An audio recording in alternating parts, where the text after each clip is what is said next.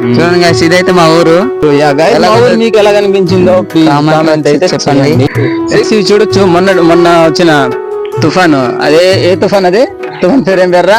మొంతా తుఫాన్. తితిలి, మొంతా తుఫాన్ మామ. మొంత. గైస్, మొంత తుఫాన్కి వచ్చి ఈ జొన్నలని మొత్తం తడిచిపోయాయి అనమాట. ఈ తడిచిపోయిన జొన్నల్ని వీళ్ళు ఆరేయడం జరిగింది అనమాట. ఇతనే రైతు.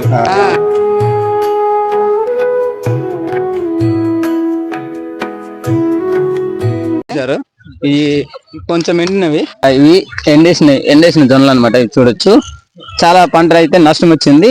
ఏంటంటే ఇవి వాటర్ తడిచిపోవడం వల్ల మొన్న ఏం తుఫాను, మొంతా తుఫాన్.